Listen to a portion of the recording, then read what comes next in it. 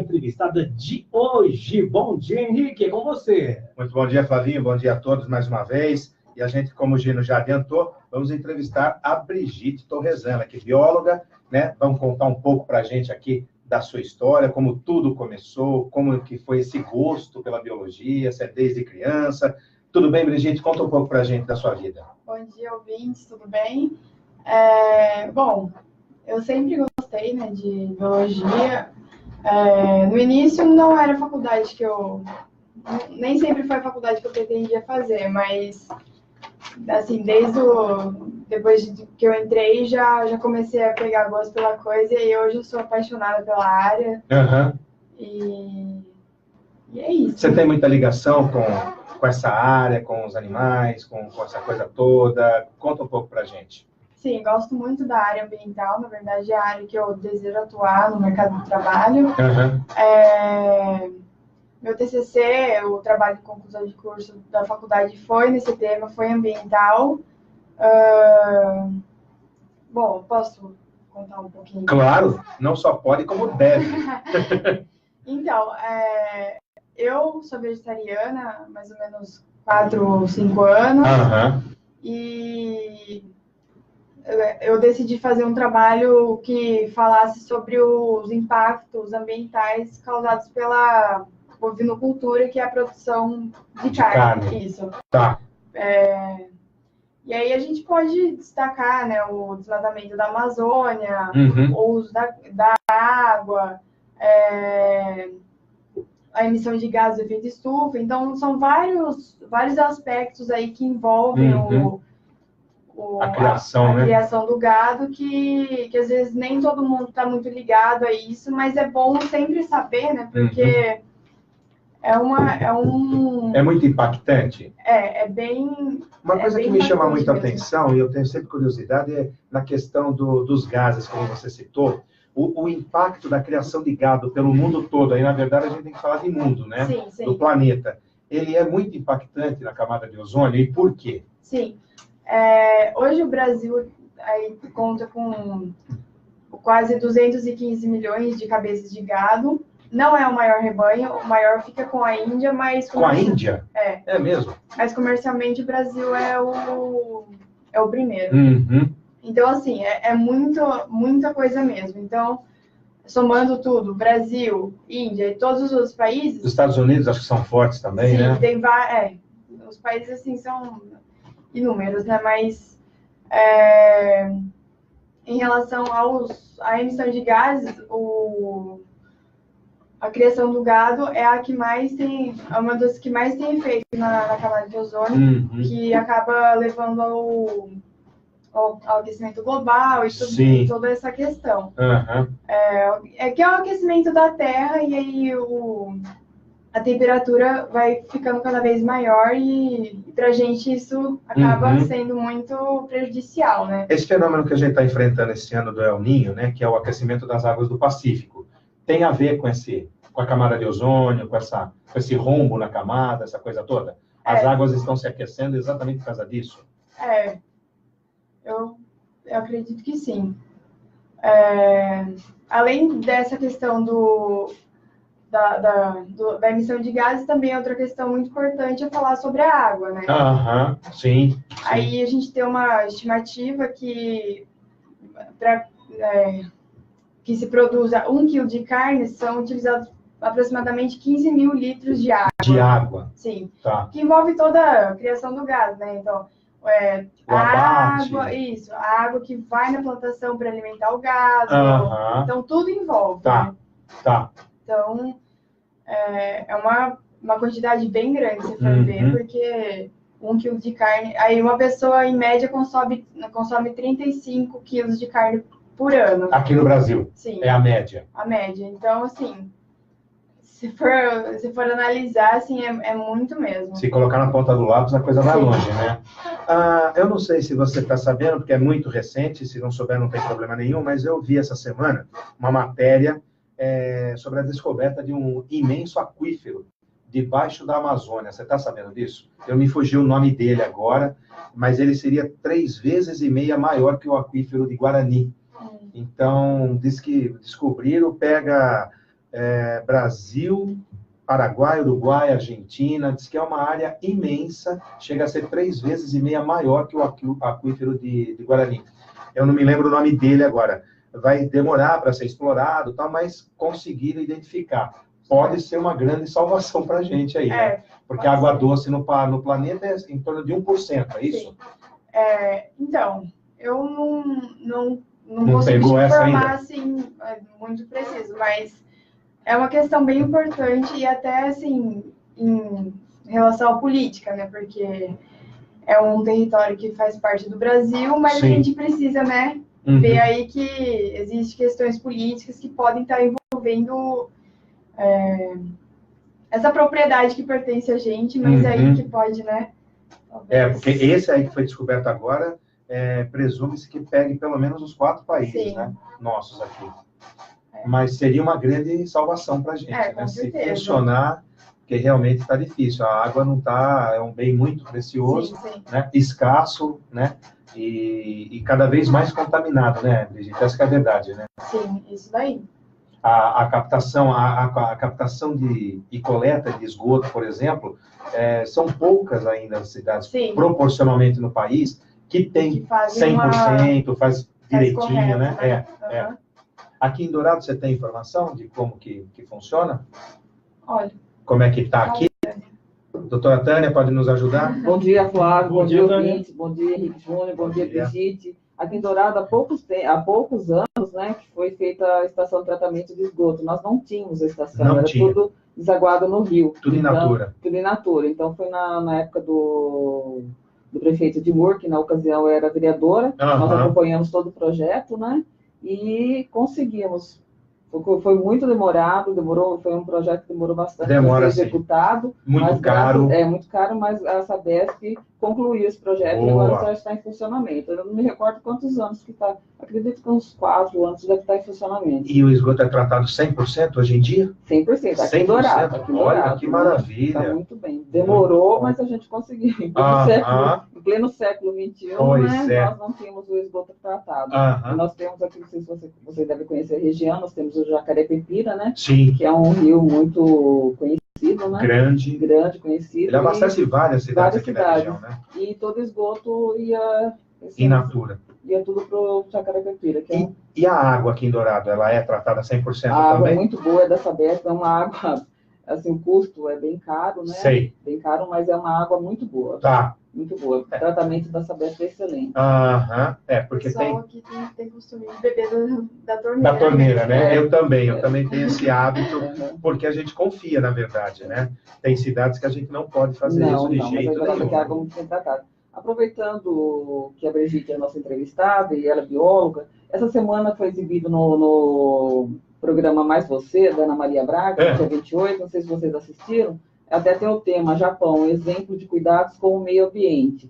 E nessa reportagem foi mostrado que no Japão todo o lixo, todo o material reciclado é reaproveitado, é reutilizado, e só 4% desse material que não tem... Que é perdido, né? Tá. Então eu não cheguei a ver na íntegra, né? Vi algumas partes, mas foi uma excelente matéria, eu até marquei que eu vou tentar assistir, eu procurei, vou assistir, e eu gostaria que a Brigitte, se ela tem algum conhecimento sobre essa área, para falar para os ouvintes, né, da necessidade da gente reutilizar, reciclar, né, para a gente também não jogar tanta coisa no meio ambiente. E nesse programa também foi mostrado também do orgânico, né, do resto de comida, essas coisas, muita gente joga, né, então, se você puder falar para os ouvintes. Essa é uma questão bem importante também para comentar, né? Porque além assim, se você joga o lixo no meio ambiente, tem várias consequências, né? Por exemplo, as enchentes que tem dado principalmente nas cidades grandes, né? Por causa do acúmulo de lixo, que aí a água não consegue escorrer e tudo mais. Então é bem importante que faça a destinação correta do lixo, que separe o lixo reciclável. E essa é uma questão também, assim, que assim, para a prefeitura também seria uma questão muito importante para estar analisando por exemplo, fazer uma coleta assim, especializada nos recicláveis. Tem algumas cidades que existe, por exemplo, na cidade de Indaiatuba, eles fizeram os ecopontos, que são vários pontos dentro da cidade que as pessoas depositam o lixo todo separado, já facilita, e aí já tem toda uma destinação correta, e tem muitas pessoas que vivem de reciclagem e tudo mais. Sim. Então, acaba assim, são vários pontos que envolvem mesmo. Eu posso dar um exemplo lá de Limeira, por exemplo. A gente tem lá 305, 310 mil habitantes.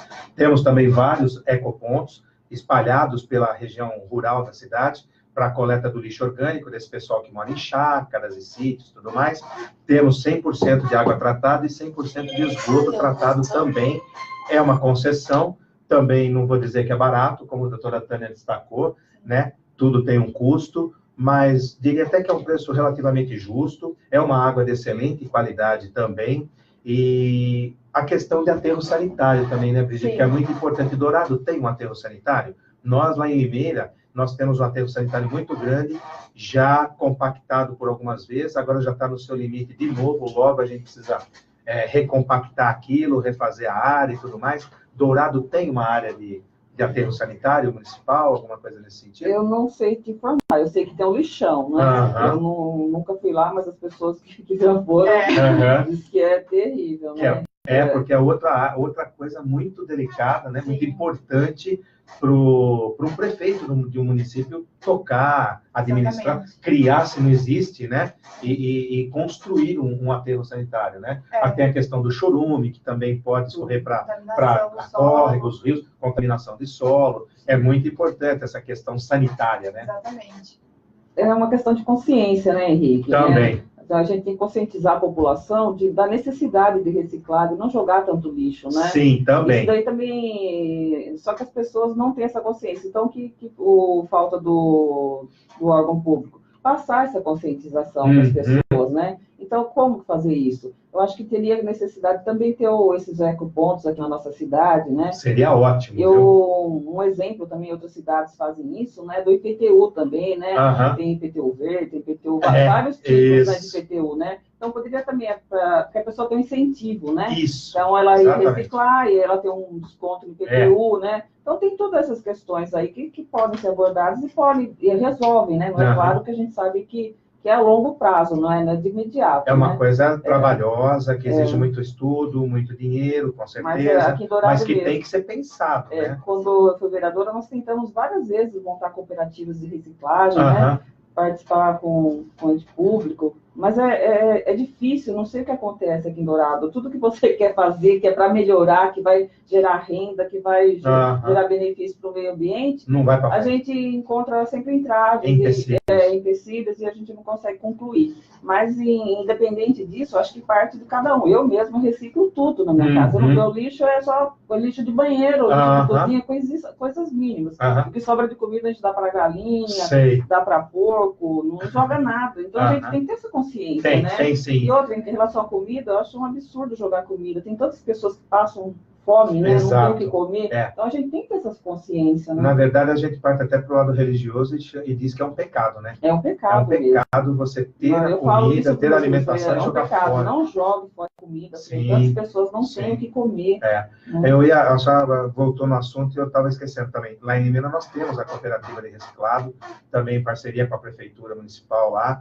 Funciona muito bem, dá emprego para muita gente. Nós temos dezenas de catadores de coletores pela cidade toda, né? O prédio que eu moro, o condomínio que eu moro, tem o senhor lá que passa de terça e quinta, recolhe tudo que a gente deixa separado lá. Nós temos esse esquema de lixo separado lá no condomínio, né? Que já facilita bastante. Nós temos uma área só para isso, então ele chega com o carro dele lá, entra no nosso condomínio, já carrega, vai embora. Toda terça e quinta a gente está sempre com tudo em ordem. Aqui em Dourado, né? E gera renda para ele, vai limpando o nosso meio ambiente, vai deixando de contaminar, ele ganha o seu dinheiro, a sua vida, dignamente, honestamente. É um negócio que funciona e funciona muito bem. Aqui em Dourado nós temos os maiores catadores são de latas, de alumínio. Isso, de PET, né? E assim que a gente está tendo... De PET não é bichinho, não. Viu? Não vai se assustar, não. É só das garrafas. Nós temos problemas com vidro.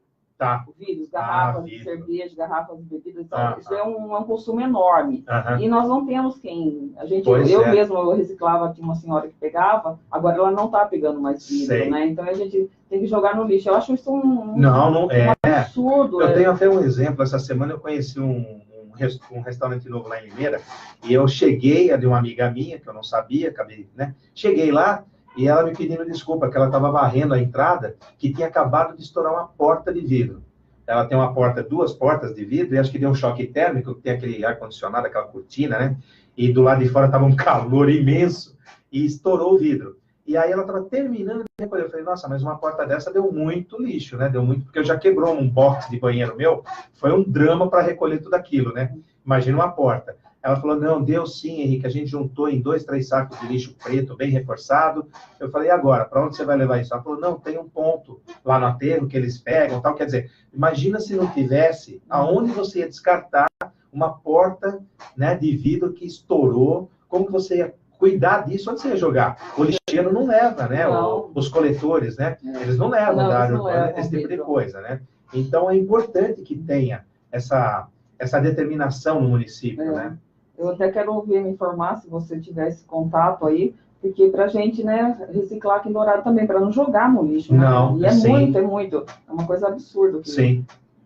Vidro quebra a todo instante, né? Como você joga fora isso? Para onde vai? As pessoas se livram, põe no saco de lixo, deixa ali na porta, o lixeiro leva embora. Bom, e daí? Para onde vai isso, né? Acho que ninguém nunca teve essa curiosidade de saber, né, Brigitte? Você que é da área. É até importante falar que o vidro, principalmente, é necessário que faça um descarte assim, muito cuidadoso, por causa até dos coletores. Exatamente. Exato. Porque como é um material, né, importante, então se furar o saco e aí machuca, toda essa questão. Né? Por menor que seja, inclusive, cabe essa observação. Exatamente. Outro dia lá em casa também, quebrou um copo, ficou com uns pedaços bem pontiagudos, coloquei, acondicionei com papel, jornal e escrevi, sabe, cuidar do vidro quebrado, para a pessoa que manusear não se ferir. Sim, né? ter esse cuidado. Outra questão também, Brigitte, é do óleo.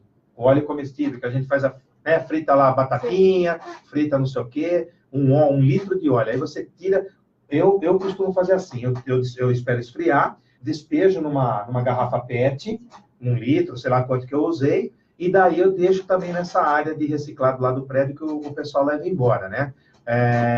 Tá certo assim?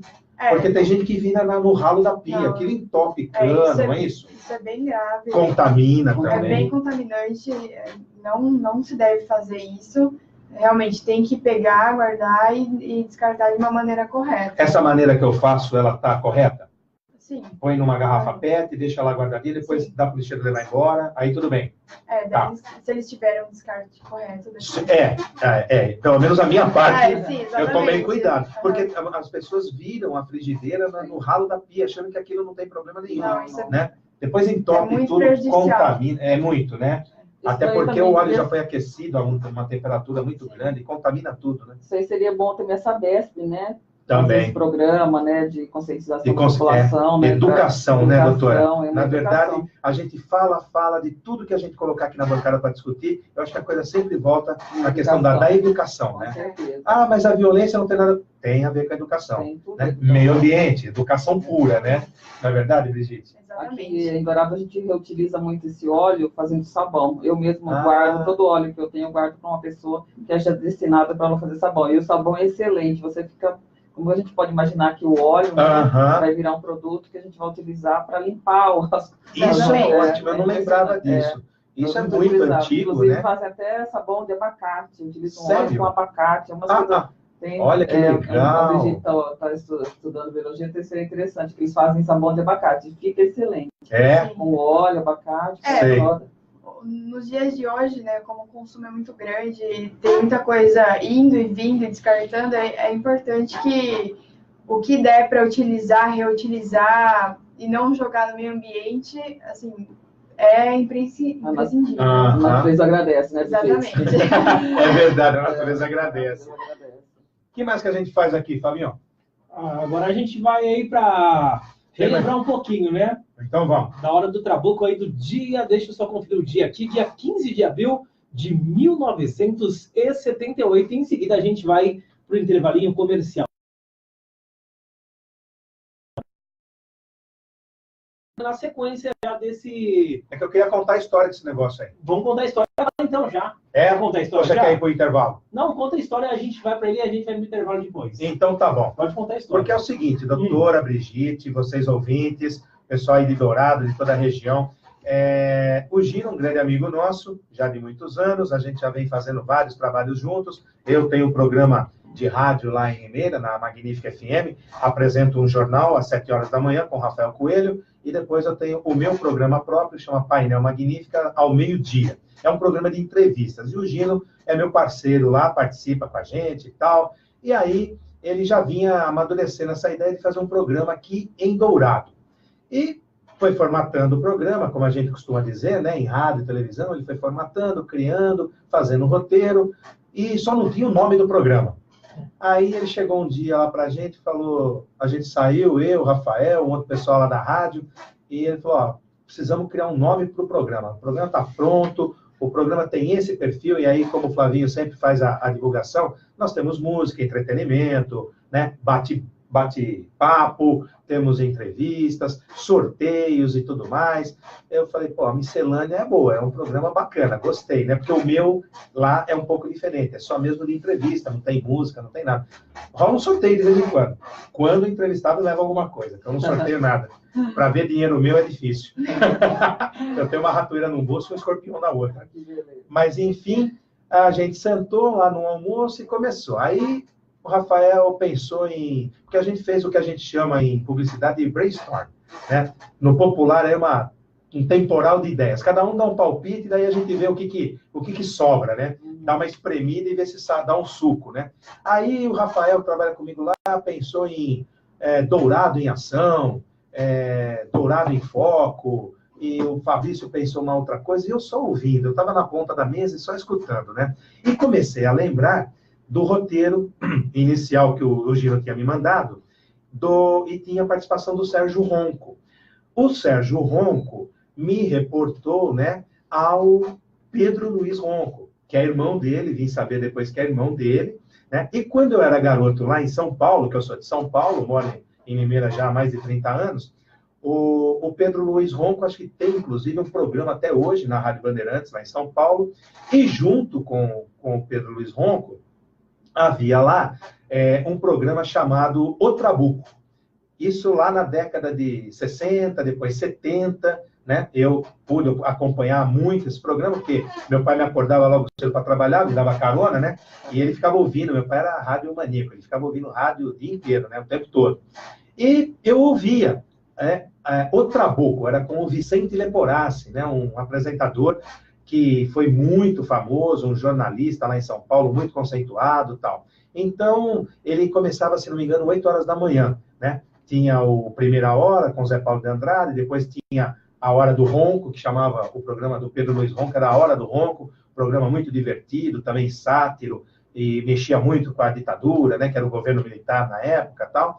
E daí, entrava às 8 da manhã, o Trabuco, né? Como tem a vinheta, não sei se o Gino já exibiu para a turma aí, era um tiro de trabuco nas notícias, né? Ele também era muito crítico, fazia muita censura, muita crítica ao governo militar e tudo mais, mas era um programa de muito sucesso. E aí eu estava na ponta da mesa, lembrando, né? Sérgio Ronco, Pedro Luiz Ronco, o Vicente Leporassi. Eu virei e falei assim, não falei nada, só falei assim, a hora do trabuco. O Gino estava do outro lado da mesa, na hora, ele falou, opa, acho que é isso aí. Eu falei, é mesmo? Ele falou, gostei. Nossa, o que é isso? E aí eu achava que ele conhecesse, né? Mas ele não é tão velho como eu. Eu falei assim, você não conhece? Esse programa foi muito sucesso lá em São Paulo, na Rádio Bandeirantes. Ele falou, não, nunca ouvi, não conheço, tal. Eu falei, olha, era o Trabuco. Quem sabe se você pudesse pôr a hora do Trabuco. Falou, nossa, sabe quando é aquela coisa de paixão à primeira vista, quando você vê a mulher e ama, né? De paixão. Falou, não, vai ser esse, já gostei, tá definido. Foi assim. Então, era isso que eu queria contar, né? O porquê que surgiu o nome desse programa, A Hora do Trabuco, né? Foi dessa forma, numa reunião que todos estavam lá dispostos a criar um nome, eu pensei nessa coisa de infância minha, de adolescência, né? Que era muito legal. Era um programa muito bacana. É por isso que eu quis contar a história antes, doutora Brigitte, para o Flavinho agora poder soltar, que vai ser um trecho, né, Flavinho, que o Gino preparou para a gente, de um dos últimos programas. O Vicente Leporassi morreu em 1978, né, aos 66 anos. Hoje em dia seria jovem ainda, né? E é isso que o Flavinho vai soltar agora, um trecho do programa O Trabuco, de Vicente Leporassi, lá de 1978. A gente entra no túnel do tempo agora e vamos acompanhar um trecho desse programa que acabou dando origem ao nome aqui do programa do Gino Torresão. Para a segunda parte da entrevista aí com a nossa convidada especial de hoje. É com você, Henrique. Seguindo aqui no nosso esquema especial do programa hoje, né, que o entrevistador virou entrevistado e vice-versa, né, que a Brigitte também me fez perguntas, mas essa questão que nem a doutora colocou agora, Brigitte, do solo, né, realmente o Brasil como um todo, mas particularmente essa nossa região, a gente tem muita fama de Ribeirão Preto, né? Não é a Terra Roxa que tem Ribeirão Preto, essa coisa toda, né? Eu não entendo muito, não, mas a gente dá uns pitacos, né? Realmente a gente tem muita... É uma bênção, realmente, né? Você ter um bom solo para produzir as coisas, e isso se torna mais importante ainda, a nossa responsabilidade, né, Brigitte? Exatamente. Uma outra questão que talvez importante falar é que, como o Sérgio comentou, hoje a cana virou uma monocultura aqui na região, né? Então, não assim, só na nossa região, né? Diga-se de passagem, né? Exatamente. Você anda pelas estradas aqui do estado de São Paulo, parece um tapete, né? Você só vê cana para tudo que... Houve um domínio muito grande, né? Sim.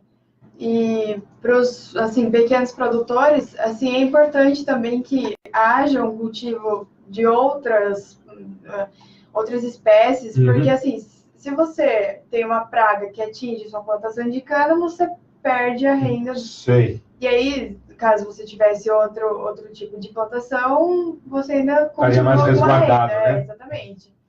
Então, eu acho bem importante essa questão da variedade aí, até em questão do solo, em vários aspectos. Dourado teve a era dourada do Dourado, olha que interessante. Né? Café? Sem querer fazer trocadilho. Teve do café, do algodão, como vocês citaram, da cana. Atualmente é cana. Hoje, aqui em Dourado, o que nós temos na área agrícola? É cana? Cana. É cana. Café já não... Café, algumas fazendas. Mas é fraco. A fazenda Monte Alto, né, que é da Maria Helena, que ela produz o café Helena, né? Existem outros do NAS também, que tem o café Pepilha. Então, as fazendas, né, que produzem o seu café, eles mantêm, né? Mas de maneira meio isolada. Não é a economia principal do município hoje, na área agrícola, seria a cana. Seria a cana. Sei. Que é mais fácil, né? Tudo arrendado para usinas, né? A maioria é arrendado para usina. Então, não tem muito custo com o pessoal, né? A cana que dá menos custo. E antes mesmo, eu lembro, quando meu pai plantava algodão, tinha ano que ganhava e tinha ano que não dava nada. Então, foi por isso que foi desanimando, né? Nós tínhamos também plantação de laranja. Até o pai da Brigitte, o Gino, foi proprietário da Fazenda Angélica, que era produtora de laranja, né? Mas a laranja, com essas pragas que a gente vê, né? Então, a judiação, então muitas lavouras de laranja, né? E houve também muito problema com a exportação, né? Porque era tudo para suco, né? E teve uma questão lá com os Estados Unidos, na época, década de 90. Mais as grandes, né? Só ficaram as grandes produtoras, né? Hoje você só tem Cutrale, praticamente, né? De dólar lá, dealer, né? Bom, enfim, a importância, como você estava colocando, Brigitte, eu sempre ouvi dizer, mais uma vez repetindo que eu não entendo nada, a cana-de-açúcar, ela, não sei se é o termo que se fala, desgasta muito o solo, isso exige muito da terra, teria que terminar uma safra, dar um tempo, mas não, né? Eles já jogam semente, já começa a nascer de novo, teria que haver uma reciclagem maior dessa terra. A cana realmente causa esse problema na terra? Tem alguns estudos que dizem que é bom sempre estar variando, assim, as culturas. Isso, e colocar outra cultura para reciclar o solo.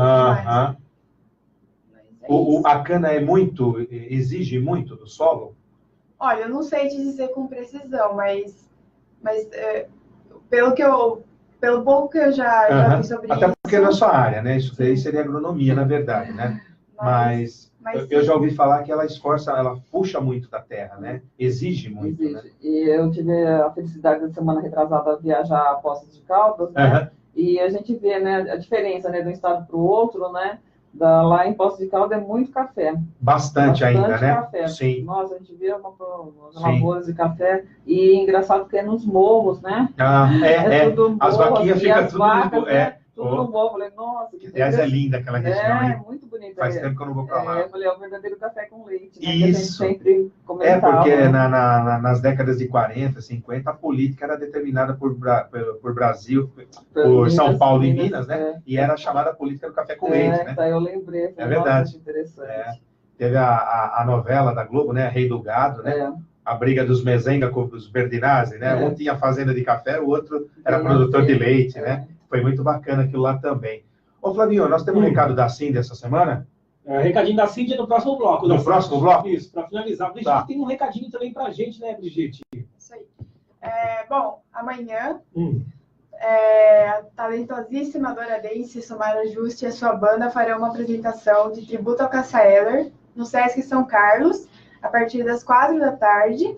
A entrada é livre e gratuita. No Vascão, é de graça. Mais uma vez, então, Brigitte. 0800. Amanhã, que horário? Exatamente, às 4 da tarde. Sumara Juste e a banda farão uma apresentação de tributo a Cássia Eller no Sesc São Carlos. Legal. A entrada é gratuita? Como que é? Entrada gratuita, livre, crianças,